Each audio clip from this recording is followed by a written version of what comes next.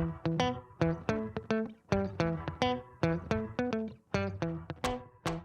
everyone. Welcome to another episode of Tax Talk Unfiltered. We've got an exciting and very timely episode for you all today. I'm Spencer Carroll, CPA and host of the podcast, and I'm joined by two recurring guests, which is exciting. We're excited to have both of them back. We've got Rachel and Melanie today. Both of them are CPAs. Melanie is on our tax team, a senior tax manager, and Rachel is our head of product. And today we are going to be talking about the scary and dreaded K-1. Perfect time to be talking about them because this is the third quarter. A lot of you might be on extensions for your 2025 tax returns because you're waiting on a K-1 and they notoriously come in late and they can be very confusing. What are they? What do they mean? Do I have to pay tax on all of the numbers listed in all the different boxes? That's what we're going to go over today. And Rachel and Melanie are going to walk us through so that it's a little less scary. You can understand it better and can be more prepared as you own your own business, or maybe you've gotten into some investments now and you're receiving K-1s, which is something new for you. So first we want to talk about just the basics. What is this thing? Why did I get it? What does it mean for my taxes? And I'm going to pass that over to Rachel to get us started. Can you kind of walk us through the basics of a K-1? What exactly is it that we're looking at? Yeah, so a K-1 is going to report your share of a business income. And the business income is going to come from a flow-through entity.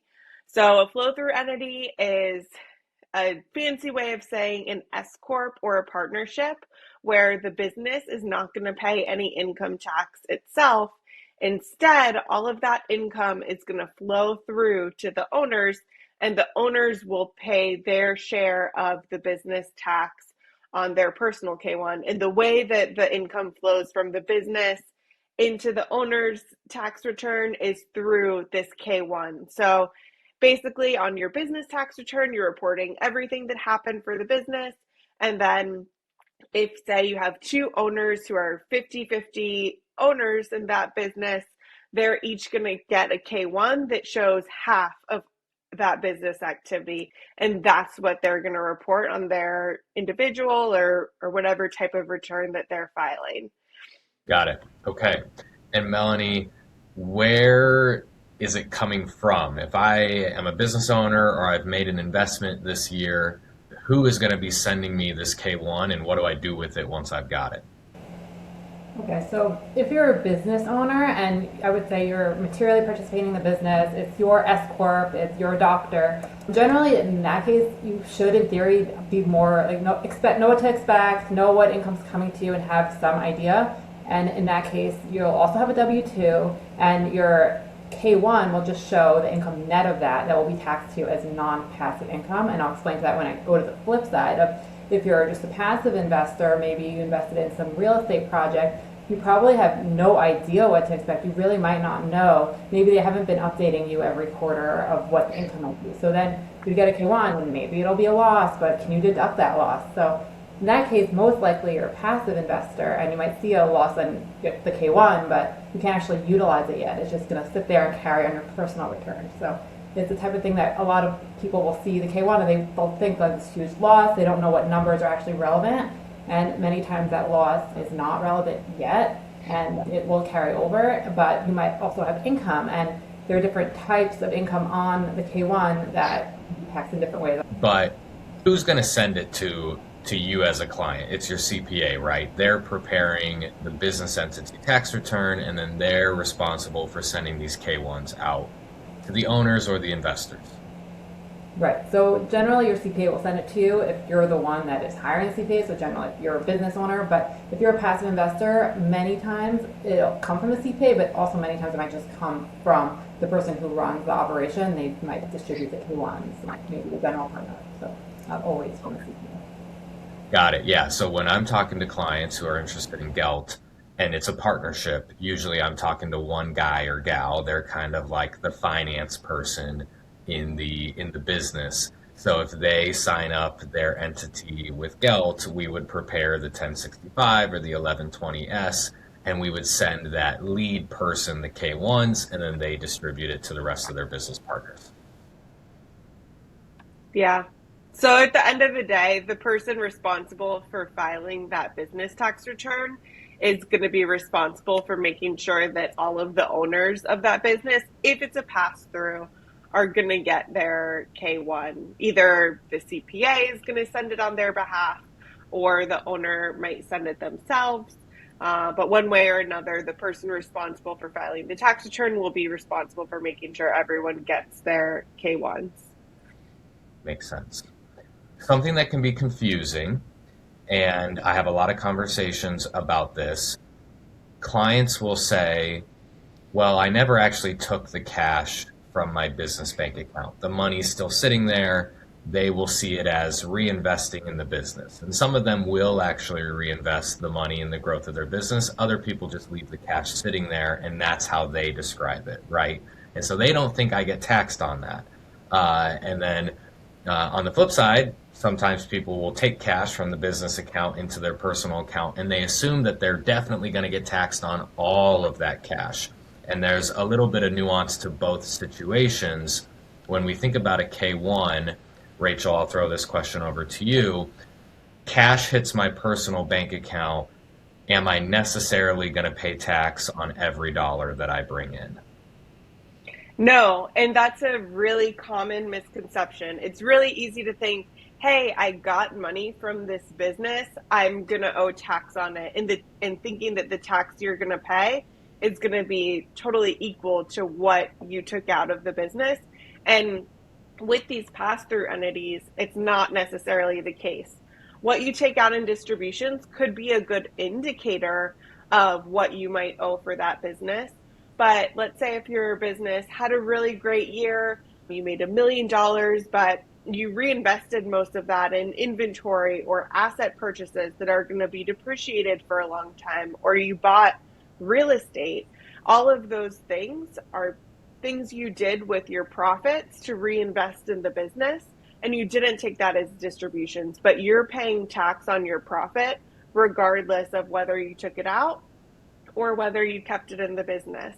And we'll often see a lot of businesses will give a distribution to cover the tax. So you might be getting a distribution now in 2026 to cover your 2025 taxes, but that doesn't necessarily have anything to do with your 2026 taxable income.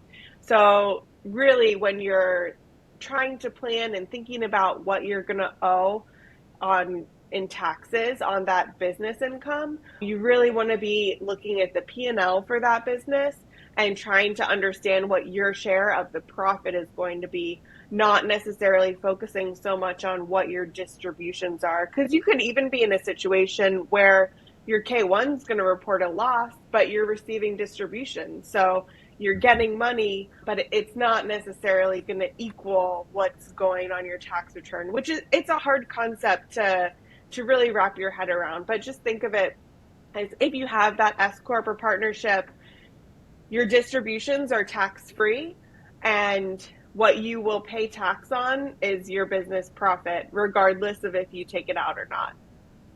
Yeah, and those numbers, what amount of money is distribution and what amount of money is profit that is allocable to you, those are broken out on the K-1. Mm-hmm. Yeah. Okay. And distributions are called distributions of profit. So it could be distributions of this year's profit. It could be distributions of profits you paid tax on 3 years ago. And that's why distributions typically are tax-free distributions of profit.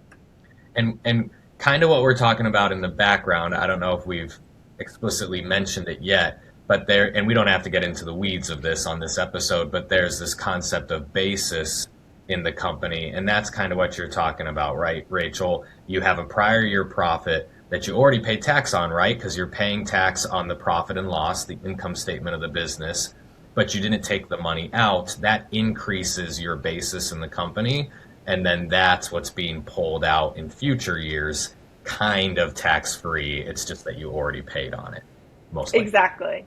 Yeah.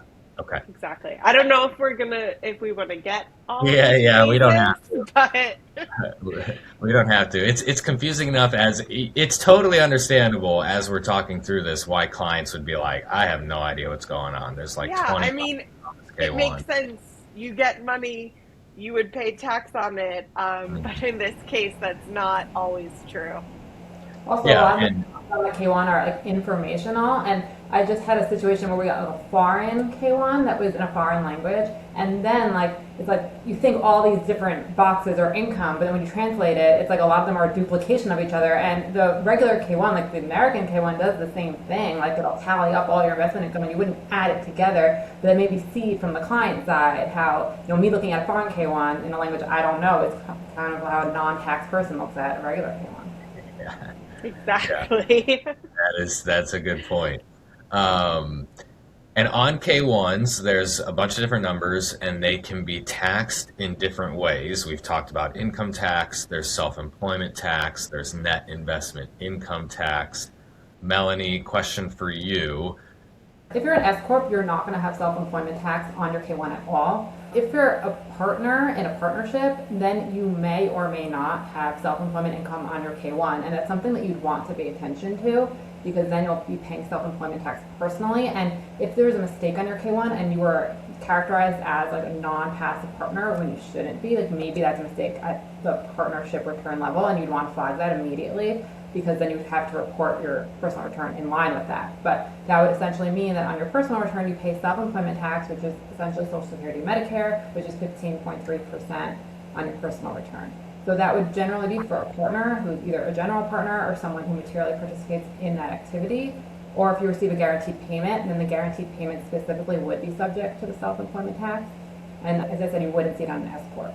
The net investment income tax can be from either one of those entities, and it's basically if you have interest income or capital gain income, like it is delineated in an informational box on the K1, so it's kind of hard to see. It'll say total investment income, but generally it's just interest, dividends, capital gains, and it could be either from an S corp K1 or a partnership K1. Yeah, and you mentioned informational on the K1. There are some additional pages sometimes that come with your K1s, and there are footnotes and statements attached. Do taxpayers need to pay attention to those? Are they important? I think it's so important, and it's the one thing that I feel like CPAs really can provide value because I don't think that even AI can understand the footnotes at this point. Sometimes footnotes, especially from like a VCK1, can get really, really detailed. And if you don't read through them, then you might be taxing your income incorrectly, either at too high of a rate or too low of a rate. You might be missing QBI deduction. You might be not treating it as SSTV as QBI. There's so many different situations. Also, sometimes partnerships will put things in a footnote when they don't know how to put it elsewhere. Like, oh, we did composite tax for this state, meaning they kind of withheld tax for a state. Sometimes they'll just put it in a footnote. You'll just see a lot of important things in there that you really, really need to make sure you're reading through them. And I know the IRS has been trying to have there be less footnotes by introducing forms like the K2, K3 for the foreign stuff that used to always be footnotes, and now they made it into a form. I don't really know how much it helps, but it shows that they're trying to standardize, but there's still so many items that can't be standardized in the K1, and you just need to read through them or ask your CPA to read through them for you. Got it. And Melanie, if somebody's got a loss on their K1, can they be excited about that as an opportunity to reduce their taxes? How should they view a loss and how it gets treated?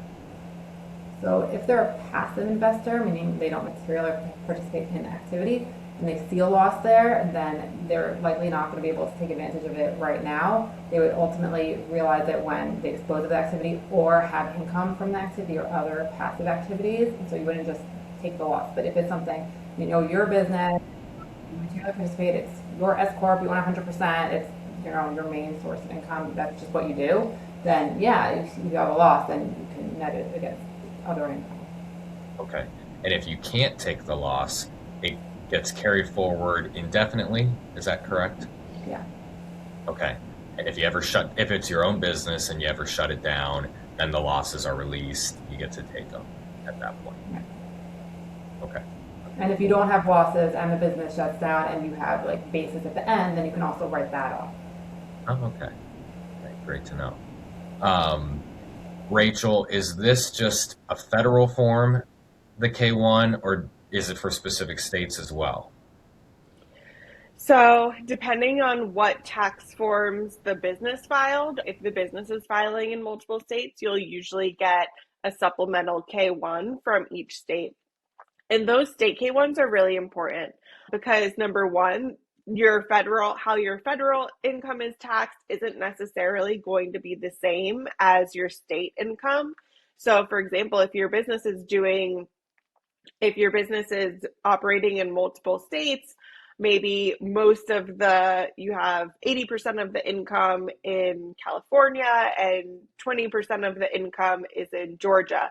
And so your K-1 is going to break out what income is taxed in which state, to help you apportion and make sure that you're not paying double tax on anything, and that you're reporting that income in accordance to each state's regulations.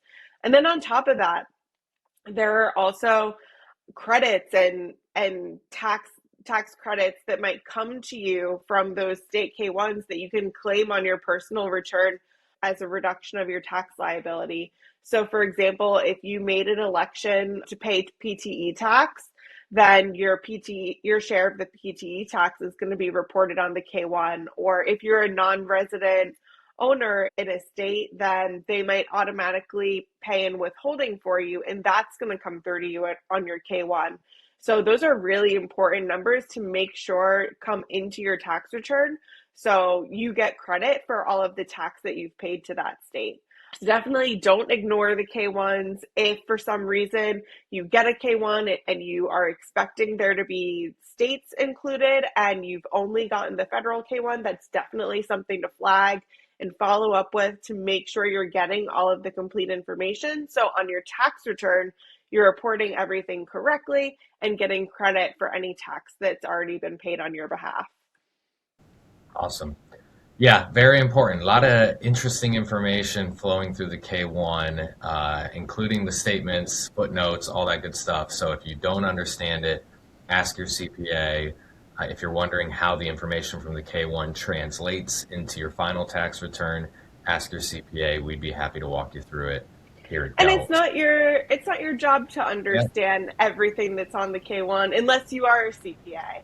So it's okay. You're not expected to know what all the numbers mean, but just be aware of kind of how it's going to be taxed, especially when you're planning throughout the year, so that when the K-1 does come, you can be prepared to help your CPA answer any questions, get any missing information that maybe wasn't passed to you, and kind of the more you know, the less opportunity for surprise you'll have when you're filing your tax return. Yep, absolutely. Okay, last couple questions, then we'll wrap this up. Thank you both for sharing your wisdom with us. This is probably true of a lot of clients and listeners this time of year, July, but even earlier in the tax season, let's say it's April, a K-1 that you're expecting hasn't arrived yet. What should you do? And I'll open the floor to both or either one who wants to answer. I mean, if you haven't received your K-1 yet, you shouldn't file your tax return. The reason that extensions are given is exactly for situations like this when you haven't received all of your documents yet. And that's also the reason why S Corps and partnership deadlines are a month before any individual or those recipients of the K-1s would need to file, so that the IRS is kind of planned for you should be getting your K-1 by September 15th, and that means you should be able to file by October 15th. So everything's not due they don't all have the same deadlines, and those pass-through entities are intentionally due a little bit sooner to make sure that by October 15th, if you're on extension, you'll have everything you need to file. Right, and you should definitely request estimated K-1s for extension time. A lot of VCs, or if you're a partner in a law firm, it's very, very common to get these estimated K-1s, and then you can already calculate your tax liability and you can pay properly, and then ultimately in the end you'll just have to make adjustments, and you won't have any surprises at that point because it shouldn't change materially. Melanie, I'm glad you brought that up because I have heard in client conversations that a client would prefer getting an estimated K-1 and then actually filing. And then once they get their final K-1, they say, well, I'll amend at that time. Would you ever recommend that, or is that a bad idea? I don't like it. If it's like an investment, it's super, super immaterial, and there's a reason why you want to file, meaning like maybe you need to file for a mortgage, or maybe you need to file because you're expecting a big refund. And then in those situations, I would say fine, maybe. And then if there is something, then we would amend. But I don't like it because a lot of times clients will say that, and then when you get the K-1 and you want to amend, they're like, I don't know if I want to amend, and you're like, but like you really should amend this return, and you obviously can't force them to amend it. So that's why I don't like it. Sure. Yeah. It's also creating unnecessary compliance. Now you have to file an amended return. That could take a really long time to process, especially if your amended return is going to result in a refund. That could take 16 weeks to get your money back, where if you had just filed it with your original return, then it probably would have taken 16 days. So you're just creating unnecessary complications. So unless there's a really good reason, I would not recommend it. Yeah. It can't just be because you're impatient. That's not a good enough reason. You should just wait for the final K-1 if that's the case. Yeah, make sure all of your taxes paid, but you don't have to click the submit button until you have everything. Yeah. Okay, we'll end on a fun one, and this is for either one of you or both of you. Any K-1 surprises that you saw this season that were new to you? And the answer can be no. If you've seen it all. I don't know if it's a surprise, but I think something else that people often don't think about is if their business if they had an investment that shut down, they might think, oh, I don't need a K-1, or like, I'm not going to get anything. But that final year is really important. And we talked a little bit about basis and carryovers. Like that year when the business shuts down is where any basis that you have or carryovers that you had pending are going to get freed up.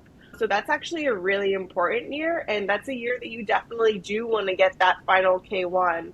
So it's not something to ignore or say like, oh, it's not relevant. It definitely is relevant in the year that the business closes. That's a good one. Melanie, anything from you? Can't think of anything. I mean, probably the funniest K-1 situation I've seen was when we got a handwritten K-1 from a client who prepared it himself. Nice. I don't even know if that's actually possible, but Yeah, that's hilarious. From a sales perspective, I have a funny story. I feel like when clients start to make good money, which we're all excited for them when that's the case, they start to think, well, now that I make good money, I need to get into more exotic investment types. They're beyond just the stock market or real estate. And so I was talking to a client, and he got involved with Angel List and making some angel investments. And there's a lot of Angel List investment opportunities, I guess, I've never done it myself, that you can get into for as little as $1,000. So he thought, well, I'm just going to spread my money amongst all these different opportunities for exactly $1,000 each. And he ended up getting dozens of K-1s, which, as we've demonstrated in this podcast, can be pretty complex, require review and a CPA to translate what's going on. And so it really bumped up his compliance cost with his current CPA, with Gelt if he wanted to work with us.